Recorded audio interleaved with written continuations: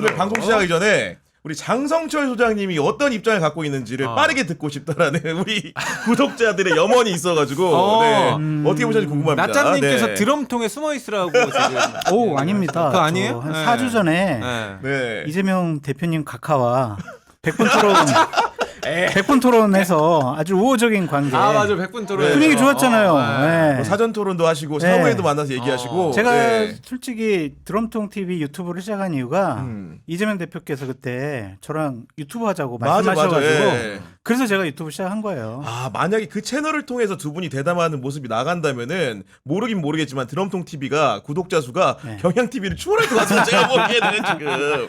네. 그래서 뭐 저는 뭐 괜찮습니다. 뭐 네. 야, 그것만 위해서. 예측이 오늘 오전 방송에서 뭐라고 예측했어요? 저는 김문기 씨와 관련해서는 무죄 나올 것 같고 아, 네. 백현동 관련해서는 유죄가 나올 것 같다. 나올 것 네. 같다. 그래서 종합적으로 분리해서 무죄가 봤는데. 나오기는 어렵지 않을까 그렇게 봤어요. 근데 정반대 결과가 나왔던 것이고 저는 어제 박진영 원장님의 또 예측력이 놀랬던 게 그러니까요. 어젯밤에 이렇게 자기 이름 걸고 무죄 나온다고 하기가 쉽지가 않거든요. 왜냐면 아닐 경우에 입는 타격이 큰데 왜 무죄가 나온다고 생각하셨습니까?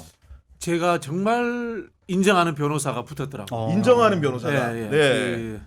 근데 이 친구가 이재명 대표와는 특별한 인연이 없었어요. 인간관계도 그렇고. 그래서 도와준다라고 생각을 못했는데 붙었다는 이야기를 듣고 확실하게 제가 자신감을 가졌는데 이른바 이제 뭐 이 친구는 뭐 이런 그 정관이라는 이런 것들도 아니고 이른바 그 조사 하나하나까지 따져가면서 꼼꼼하게 법리를 따지는 걸로 유명한 친구입니다. 그분은 그러니까 선거법에도 굉장히 해박하고 선거법에는 정통한. 대한민국 넘버원이라고 이렇게 그래요? 볼 수 있는. 이재명 대표에 그런 대한 친구지. 개인적 감정 필요 없이 그냥 법리적 해석으로만. 아니 뭐 그렇죠. 네네네. 그렇게 이제 접근을 한 거죠. 그리고 일선에 듣기에는 그분의 정치적 성향이 꼭 이재명 대표에 대해 맹목적인 지지 어머. 이런 게 아니라고 들었거든요. 네네네. 그러니까 기존에 있던 분들은 이재명 1심 재판은 이재명이 거짓말을 했느냐 안 했느냐 네. 여기에 접근을 했습니다. 네. 근데 이 친구는 어떻게 접근을 했냐면은 이재명이 한 말이 법리적으로 유죄이냐 아니냐로 따지고 든 거예요. 근데 실제로 설령 거짓말을 했더라도 법리적으로는 이게 유죄가 되지 않는다. 법으로 다툴 사안들이 아니다라는 것을 다 증명을 해낸 거죠. 야, 그러니까 나노로 나눠가지고 굉장히 촘촘하게 그렇죠, 그렇죠. 법리 대응을 했기 때문에 오늘의 결과가 나온 것이 이런 설명인데. 저도 이제 네. 4월 4일 날 공직선거법 2심 선고를 앞두고 있거든요. 그래서 아, 그래요? 이 기세를 받아가지고 저도 무죄가 나오기를 바랍니다. 우리 장상철 소장님은 그러면 어느 법원에서 받으십니까? 갑자기 고등법원에서 올라타네. 항소심에서 네, 1심 고등- 판결은 어땠어요? 300. 300이 벌금 300 네, 나고 벌금 있는데 300. 아. 야, 근데 이제 이 기세 타가지고 저도 공직선거법 같은 거예요, 허위 사실. 아니 같은 재판장은 아니시죠 혹시? 예. 그런가? 아닌 것 같아. 아니에요. 아닌 아니에요. 그런 것 상황이고. 같아요. 네. 남자분이었어요. 아. 어제 혹시 오늘 이제 그 법원 상황들을 보니까 네. 지지자들이 이제 그 서초동에 운집을 많이 했고 음. 또 이재명 대표도 들어가면서는 이제 말을 좀 말이 아꼈는데 없었죠. 네. 지금 어떤 상황인 겁니까 밖에는 지금? 밖에는요 지금 네. 난리가 났는데 사실 뭐 지지자들이 굉장히 많이 있었고 반대 세력들도 굉장히 좀 그렇군요. 결집이 돼 있는 상황인데 지금 올라오는 커뮤니티에서만 봐도 벌써 이제 극우 커뮤니티에서는 2심 재판관 판사들의 좌표를 찍고 또 공격하는 성향이 지금 글들이 올라오고 있어요. 야 벌써. 그렇군요. 지난번에 헌재 그 한덕수 총리 그 관련해 가지고 파면해야 된다고 유일하게 목소리인 정계선 재판관을 향해서도 사람들이 뭐 집 주소 이제 알아보려고 하고 그 사람이 누구인지 사진 올리고 막 이러던데 이런 것들은 좀 일벌백계해야 되지 않습니까 좀? 그렇죠. 이런 부분들은 오히려 자꾸 말씀드리지만 국민의힘 계열 정당이나 소속 의원들이 좀 자제를 시켜야 됩니다. 네. 우리 어릴 때 양반 집안들은 보면요. 동네에서 싸움이 나잖아요. 그러면 자기 자식들부터 먼저 나무라요. 그러면서 싸움을 말리려고 합니다. 네. 근데 지금은 어떤 정치 지도자도 거기에 대해서 나서서 말리지 않고 오히려 편성해서 자기에게 약간의 지지율의 상승이라든가 자신의 지지층을 만들려고 하는 이런 경향들이 있거든요. 빨리 이거 자제시켜야지만이 네. 특히 이제 헌재 판결이 남았기 때문에 극단적인 국민적인 충돌 이런 거를 막을 수 있습니다. 정치권이 아니, 좀 정신 차려야 됩니다. 아닌 게 아니라 보니까 벌써 홍준표 시장 같은 경우에는 아, 벌써 정광석화처럼 벌써 이제 뭔가 페이스북에. 오늘 사법부의 결정을 비난하는 취지의 글을 올렸던데 이런 분위기를 만드는 사람들이 있지 않습니까 지금? 네. 그러니까 상대 진영에 있는 정치인들이 네. 선전선동하는 거잖아요. 상대방을 악마하고 그 사람은 나쁜 놈 프레임 해가지고 국민들 저 사람 나쁜 사람이니까 선택하지 마세요. 우리를 찍으세요. 이제 이런 프레임인데 저는 사법부 판단이 나왔으면 존중했으면 좋겠어요. 문명 사회에서 네. 사법부에게는 최후의 판단 권한을 결정 권한을 준 거거든요. 근데 그것까지 마음에 안 든다고 판사 개인을 공격하면 어떻게 해요? 저도 마음에 안 들어요. 판사 판결이. 저 1심에서 300만 원 받았을 때 얼마나 기분 유죄 나빴겠어요. 선고 그냥 받고, 네. 몽둥이를 그냥 패고 싶었어요. 근데 어떻게 그 앞에서는 알겠습니다. 네, 수긍하고. 그러고 온 거죠. 그게 이제 대한민국이라는 공동체를 지킬 수 있는 네. 근본 요인이 될 수 있거든요. 그래서 국민의힘 의원들이나 대권 후보들이 상당히 격한 반응, 흥분된 반응 보이겠지만 판사까지는 공격 안 하셨으면 좋겠어요. 네. 그리고 이제 여러 시청자분들이 과연 오늘의 이제 무죄 판결이 1심과 다르게 어떤 게 나온 것인지 궁금해하실 수 있기 때문에 네. 좀 하나하나 따져보는 시간을 갖도록 하겠습니다. 좋습니다. 일단은 이재명 대표가 김문기를 몰랐다고 한 발언을 검찰이 이제 허위사실 공표라고 하면서 기소를 했는데 이 부분에 대해서 법원은 처벌이 불가능하다 이렇게 했습니다. 그게 이제 네. 행동이 아니라 인지의 문제다라고 이야기를 한 거지 않습니까? 그리고 첫 번째 검찰 쪽에서 내놓은 증거라는 것이 4명의 사진, 찢어진 사진. 그게 원래는 10명 이상이 단체로 여러 찍은 명인데, 사진이에요. 네. 이제 4명을 딱 발췌한 거 아닙니까? 그 사진에 이재명 대표, 김문기 씨, 유동규.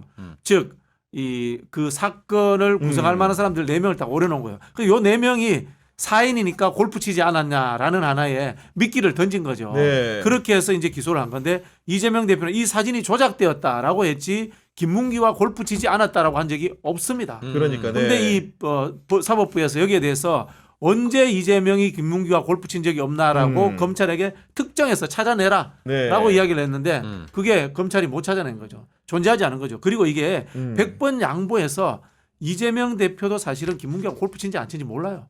기억을 못 해요. 워낙 여러 그러면 이걸 때문에, 범죄를 네. 증명해야 되는 검찰 쪽에서 이재명 사인, 그다음에 김문기, 유동규 사인 들어가는 위에 골프 치러 가면 이름 적지 않습니까? 네네. 그걸 찾아내든지 아니면 뭐 호주 캐디라도 찾아내든지 아니면 4명이 보통 이제 한 라운딩 뛰게 되면 그 골프 제대로 4명 사진 찍잖아요. 네. 그거라도 찾아내든지 했을 때 그런 게 없어요.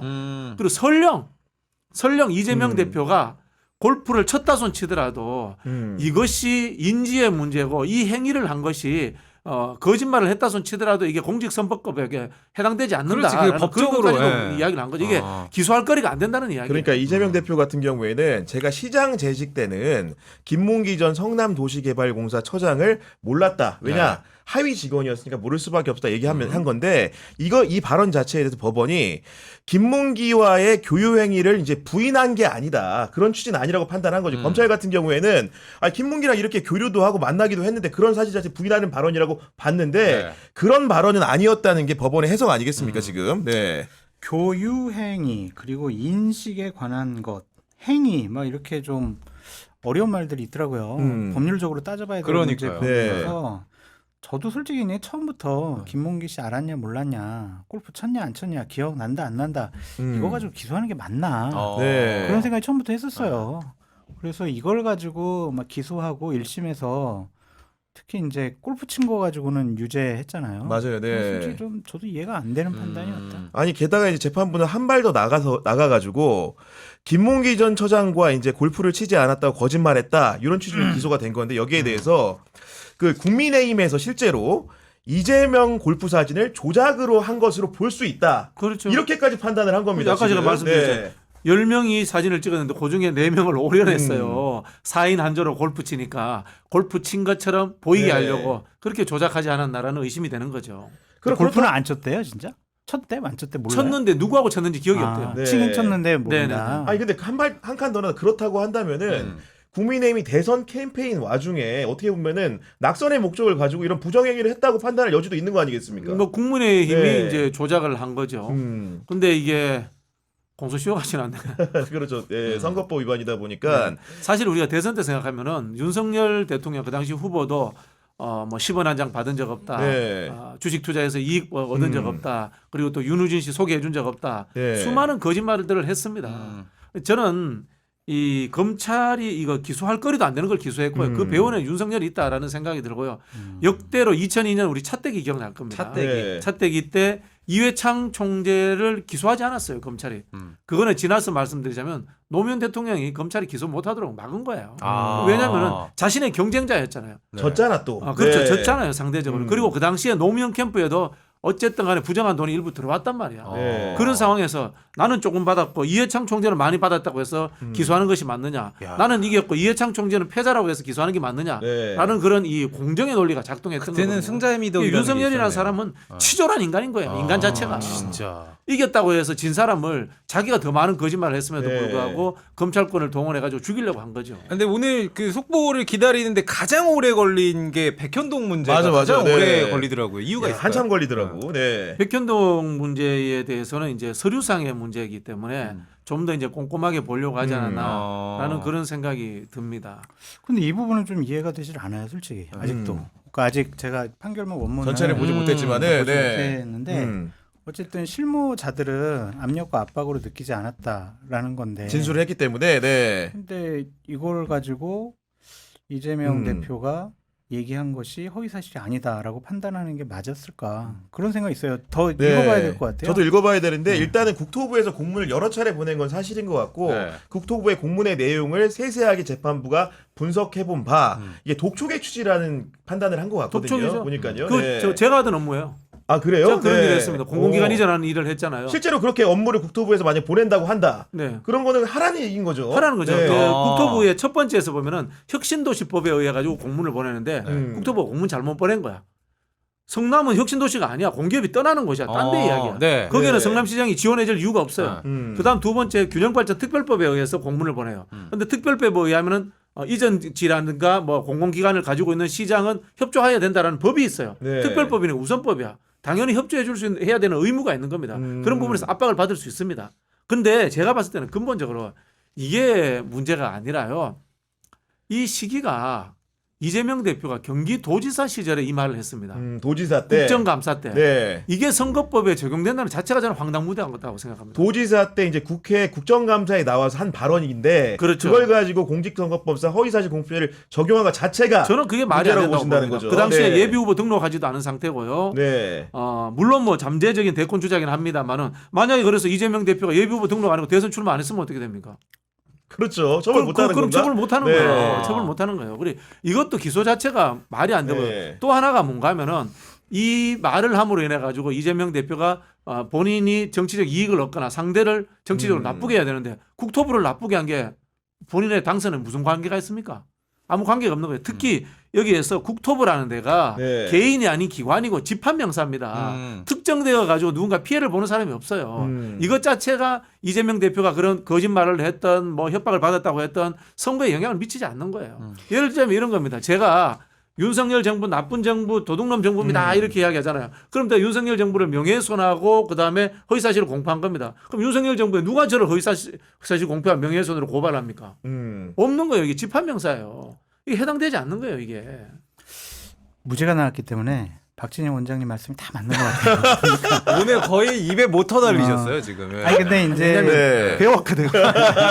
백현동과 관련해서는 그냥 네. 이게 허위사실 이 문제가 아니라 용도 변경을 해가지고 막대한 바꿔준 이익을 부분을 예. 정인섭 씨한테 주지 않았느냐. 그거는 딴 건이에요. 아니 그러니까 그렇게 연결될 수가 그 있으니까. 다른 건인 거죠. 그러니까 연결될 수 있으니까 이거 허위사실한 것이 아니냐라는 것이 이제 국민의힘이나 검찰 측의 추론인 것 주장이었죠. 같은데 네.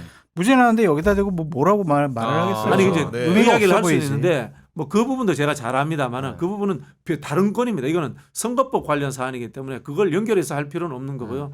자, 그 부분도 제가 설명을 드릴게요. 왜냐하면 이게 일을 하던 사람이에요. 네. 네. 네.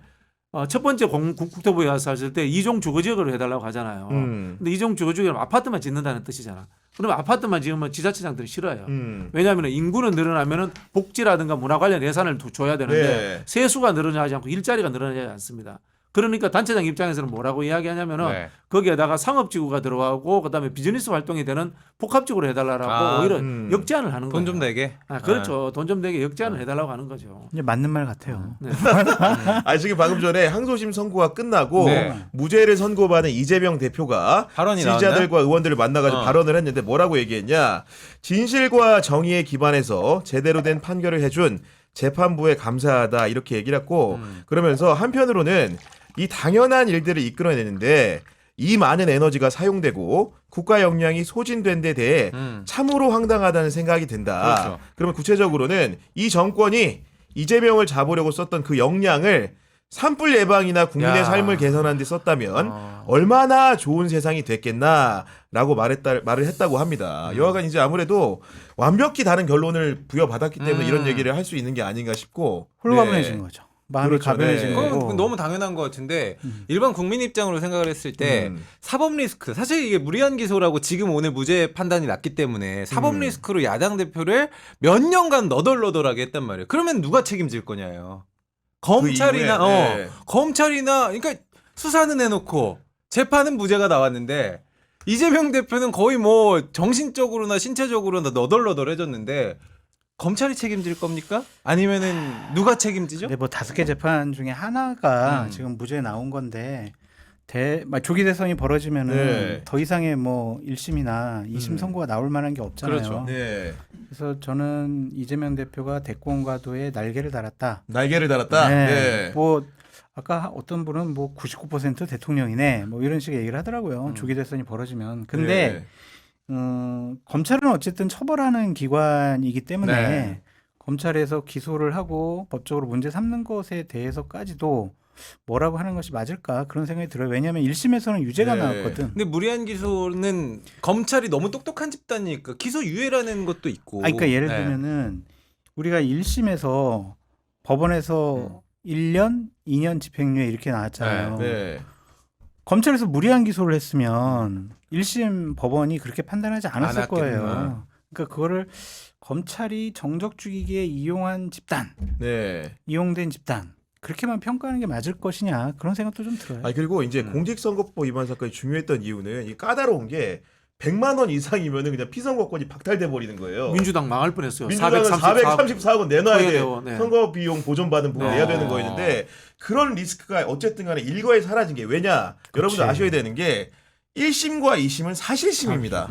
특히 허위사실 공표 문제는 사실의 존부를 가지고 다투는 문제가 많아요. 법리적으로 다투게 거의 없습니다. 근데 대법원에서 판단한 3심 같은 경우에는 상고심 같은 경우에는 법리죠. 법률적 쟁점을 다투는 거기 때문에 이 판단이 뒤집힐 가능성이 거의 희박합니다. 지금. 네. 그렇죠. 사실 아까 이제 장성조 소장님이 검찰만이 잘못인가라는 이야기를 했는데 1심 사법부도 굉장히 잘못한 거죠. 조금만 더 꼼꼼히 봤더라면 이거 공소기각될 내용들입니다. 이게 법적으로 적용되지 않을 문제들입니다. 네. 예를 들자면 이런 거 아닙니까? 제가 허재무 씨를 잘합니까? 그러면 저것이 이제 소심한 사람은 글쎄 잘 몰라요. 이렇게 얘기하는데 서정욱 같은 사람은 허재무 잘 알지 내가 다 알지 뭐 이렇게 이야기하는 다 거야. 알지. 이게 네. 그 사람의 성향의 차이인 거예요. 이런 걸 가지고 법으로 이렇게 기소한다는 것 자체가 말이 안 되고 재판부도 그걸 받아들여줬다는 게 저는 말이 안 된다는 네. 생각이 들고요.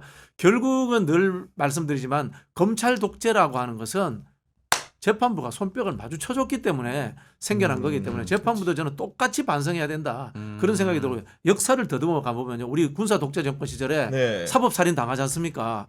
군인들이 그 독재자들의 하수인들이 와가지고 사람 잡아다가 고문하고 때리고 잡고 해가지고 억지로 이제 간첩죄 잡아가지고 만들어내지 않습니까?